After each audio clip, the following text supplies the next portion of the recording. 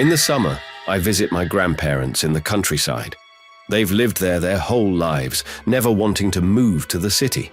And who could blame them?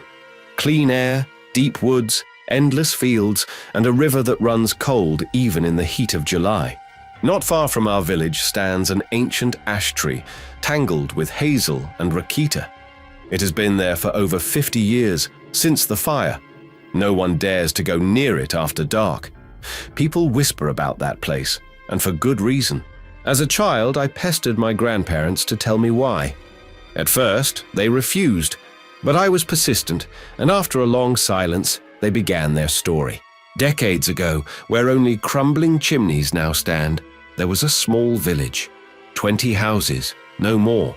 It stood at the edge of a dense forest, so deep that even the Germans never dared to venture inside during the war. The partisans hid there, and the beasts, boars, wolves, and even bears ruled the night. Wolves were a constant threat, snatching chickens, goats, anything they could take. No one went into the woods unarmed. My great-grandfather once came across a lone wolf, shot it clean between the eyes, and made himself a fine winter hat from its fur. For years, there was a fragile truce between man and beast, until the village chief's daughter vanished. She had been playing in the meadow, too close to the tree line.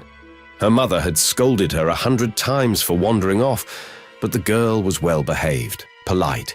She would never run away on her own. The men gathered, armed themselves, and swept through the forest. Every wolf they found, they killed. More than 24 lay skinned before they discovered the girl's dress, torn and soaked in blood.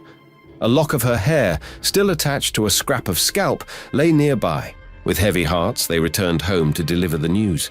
The mother ran into the forest, screaming her daughter's name, and was never seen again. The father did not eat, did not drink, did not speak. For 3 days he sat motionless. On the 4th day they found him hanging in his barn. They buried the little girl's dress in a coffin, laid her mother to rest beside it.